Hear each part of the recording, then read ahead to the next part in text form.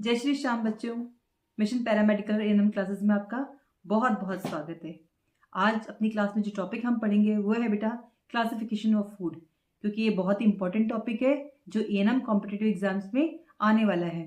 तो चलिए हम पढ़ते हैं क्लासिफिकेशन ऑफ फूड, यानी खाद्य पदार्थों का वर्गीकरण। क्या पढ़ेंगे आज अपन?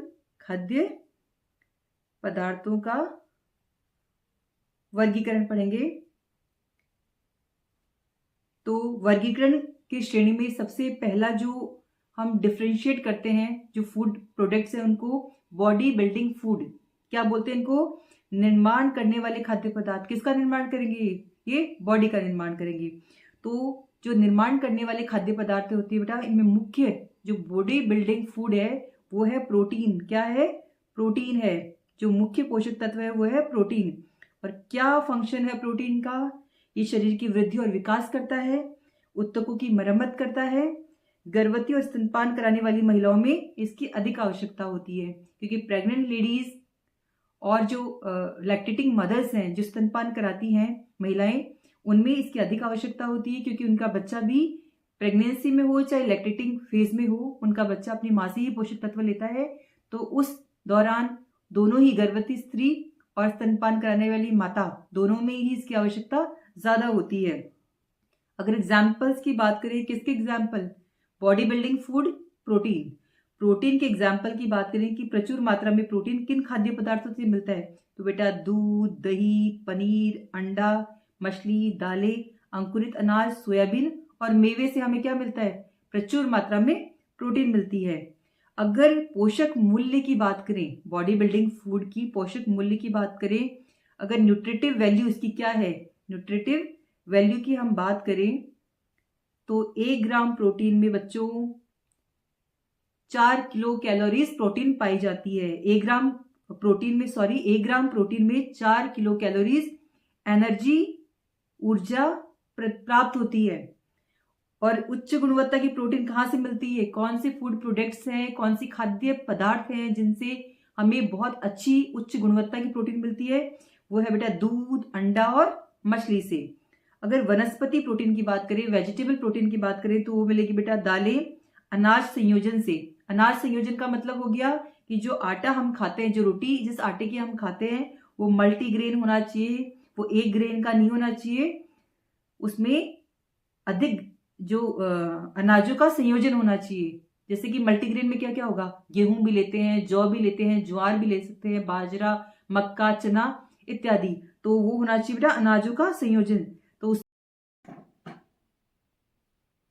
तो दूसरा जो वर्गीकरण है खाद्य पदार्थों का, जो क्लासिफिकेशन ऑफ फूड है, वो है बेटा ऊर्जा देने वाले खाद्य पदार्थ। क्या है? ऊर्जा देने वाले खाद्य पदार्थ। वह फूड प्रोडक्ट जो हमें एनर्जी प्रोवाइड करते हैं। तो किस किस से मिलती है हमें एनर्जी? मुख्य जो पोषक तत्व होते हैं जो हमें एनर्जी प्रोवाइड करते हैं वो होते हैं बेटा कार्बोहाइड्रेट और वसा। कार्बोहाइड्रेट और फैट से हमें एनर्जी मिलती है। कार्बोहाइड्रेट और फैट क्या है? एनर्जी गिविंग फूड प्रोडक्ट हैं फैट। और क्या फंक्शंस है कार्बोहाइड्रेट और फैट के? ये अपनी जो दैनिक गतिविधियां हैं उसके लिए ऊर्जा देते हैं हमें, अपना शरीर का जो बॉडी टेम्परेचर है इसको बनाए रखते हैं। और वसा जो होता है बेटा, फैट जो होता है, वो ऊर्जा का को रिजर्व करके रखता है। यानी जैसे हम लोग फास्ट वगैरह करते हैं तो एनर्जी कहाँ से मिलती है? तो जो स्टोर्ड एनर्जी होती है वही फिर हमारे काम में आती है, तो एनर्जी को रिजर्व करते हैं। उसके बाद में क्या एग्जाम्पल्स हैं? किसके? कार्बोहाइड्रेट के और फैट के, एनर्जी गिविंग फूड के क्या क्या एग्जाम्पल्स हैं? तो देखिए एनर्जी गिविंग फूड का बेटा चावल, गेहूं, रोटी, आलू, चीनी, तेल, घी, मक्खन एंड नट्स इत्यादि, ये उदाहरण है इसके। उसके बाद में इनकी न्यूट्रिटिव वैल्यू क्या है, पोषक मूल्य क्या है एनर्जी गिविंग फूड का? तो 1 ग्राम कार्बोहाइड्रेट में बेटा 4 किलो कैलोरी एनर्जी मिलती है। और 1 ग्राम फैट में, 1 ग्राम वसा में हमें 9 किलो कैलोरी मिलती है। सबसे अधिक ऊर्जा प्रदान करने वाले क्या होते हैं बेटा? फैट्स होते हैं, जो बॉडी को सबसे ज्यादा एनर्जी प्रोवाइड करते हैं। उसके बाद में हम प्रोटेक्टिव फूड्स की बात करें, जो तीसरे नंबर पे आता है क्लासिफिकेशन ऑफ फूड में, संरक्षण करने वाले खाद्य पदार्थ। जो हमारी बॉडी को की संरक्षण करते हैं, प्रोटेक्ट करते हैं हमारी बॉडी को। और वो कौन से होते हैं मेन जो प्रोटेक्टिव फूड होते हैं, वो कौन से होते हैं? वो विटामिन होते हैं और मिनरल्स होते हैं। ये आवश्यकता तो बहुत ही सूक्ष्म रूप में होती है इनकी, लेकिन ये बहुत ही इंपॉर्टेंट होते हैं हमारी बॉडी को प्रोटेक्ट करने के लिए। और क्या क्या फंक्शंस होते हैं इनके, प्रोटेक्टिव फूड के क्या क्या फंक्शंस होते हैं? तो प्रोटेक्टिव फूड की फंक्शंस बेटा, इम्यूनिटी, अपनी इम्यूनिटी प्रतिरोग क्षमता जो है उसको बढ़ाना है, शरीर की जैव रासायनिक क्रिया सुचारू कर रखना है, अपनी त्वचा, आंख, रक्त, हड्डियां सुरक्षित रखना है। एग्जाम्पल्स क्या है प्रोटेक्टिव फूड्स की? एग्जाम्पल्स हैं हरी पत्तेदार सब्जियां, फल, दूध, अंडा, गाजर, संतरा, केला एक्सेट्रा। इनसे हमें क्या मिलती है? इनसे हमें मिलती है बेटा विटामिन एंड मिनरल्स। इनसे हमें मिलती है विटामिन एंड मिनरल्स। इनकी न्यूट्रिटिव वैल्यू की हम बात करें कि इनकी पोषक मूल्य क्या है, जो प्रोटेक्टिव फूड है इसकी पोषक मूल्य क्या है, तो विटामिन ए है। विटामिन ए है वो किसके लिए जरूरी है? अपनी आंखों के लिए जरूरी है, और स्पेशली गाजर और पालक में पाई जाती है। इसकी कमी से क्या हो सकते हैं? इसकी कमी से नाइट ब्लाइंडनेस हो सकता है, बिटॉट स्पॉट हो सकता है, आंखें सूख जाती हैं, अपनी स्किन रूखी हो जाती है, पपड़ी आ जाती है स्किन पे। विटामिन सी, नियासिन, और किस में आती है? ये इम्यूनिटी के लिए बहुत इंपॉर्टेंट होती है विटामिन सी। नींबू, आंवला, खट्टे फल, उनमें बहुत ही प्रचुर मात्रा में पाई जाती है। आयरन, आयरन क्या करता है? एनीमिया को रोकता है। और किस में पाया जाता है बेटा? यह हरी सब्जियों में पाया जाता है, आयरन प्रचुर मात्रा में पाया जाता है। और सर्दियों के मौसम में तो हरी सब्जियां खूब आती हैं, तो उसका सेवन करके एनीमिक होने से बचा जा सकता है। कैल्शियम, कैल्शियम किस काम आता है? हड्डियों को मजबूत बनाता है, और ये दूध और दही में प्रचुर मात्रा में पाया जाता है। अगर हम रेफिजेस की बात करें, आहारीय रेशे, वो खाद्य पदार्थ जिनमें बहुत ज्यादा रेशे पाए जाते हैं, रेफिजेस पाए जाते हैं। तो और क्या फंक्शन है रेफिजेस का? रेफिजेस का फंक्शन क्या है? फंक्शन ऑफ रेफिजेस क्या है बेटा? अगर रेफिजेस हम अधिक मात्रा में, प्रचुर मात्रा में लेंगे अपने खाद्य पदार्थों में, तो कब्ज होने से रोक सकते हैं, कॉन्स्टिपेशन को अवॉइड कर सकते हैं। ये डाइजेशन में बहुत, पाचन क्रिया में सहायक होती है। रक्त में ग्लूकोज और कोलेस्ट्रॉल का जो लेवल है उसको कंट्रोल करती है, उसको नियंत्रित करती है।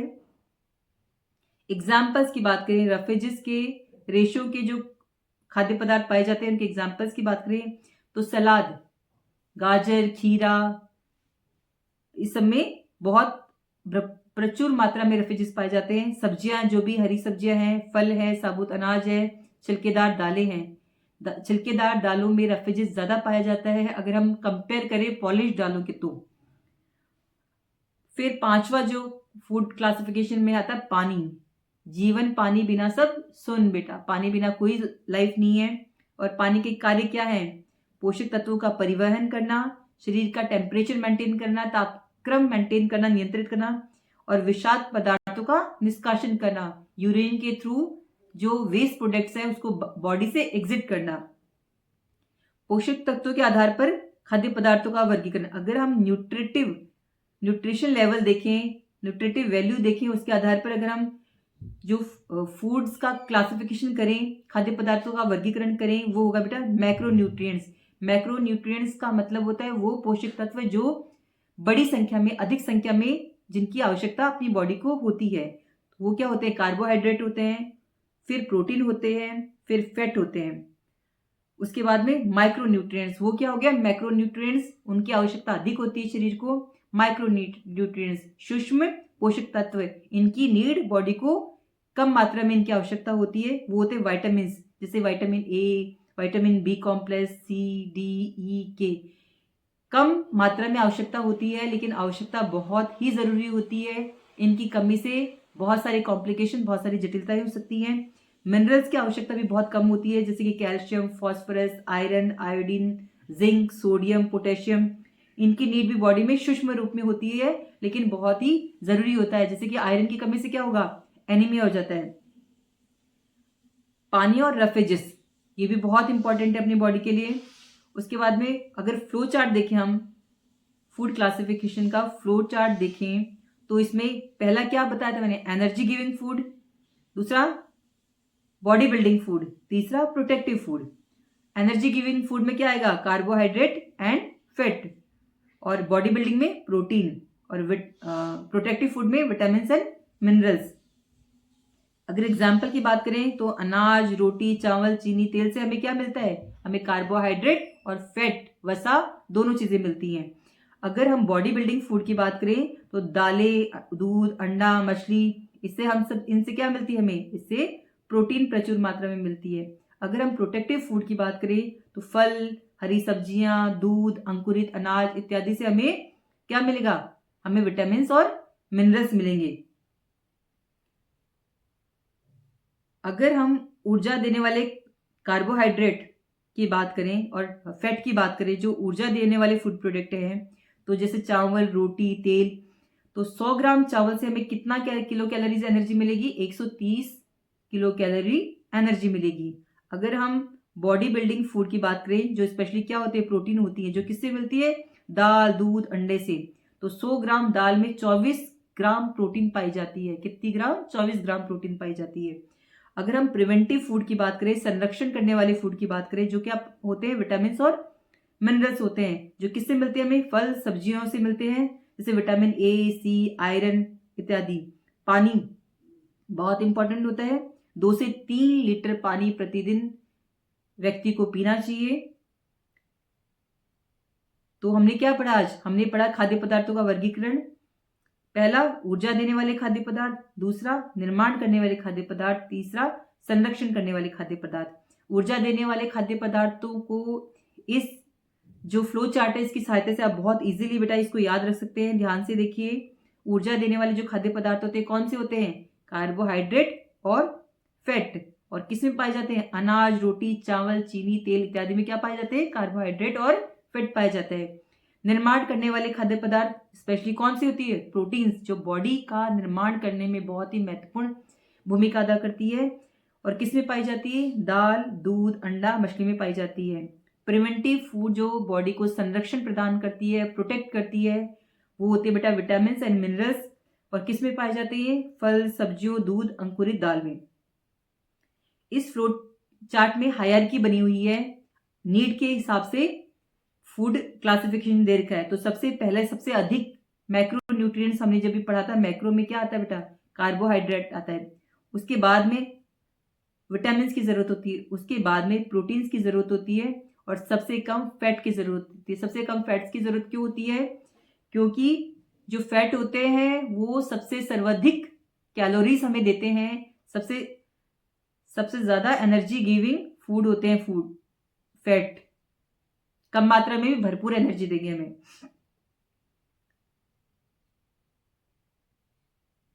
वीगन फूड पिरामिड की बात करें, वीगन फूड किसको बोलते हैं बच्चों?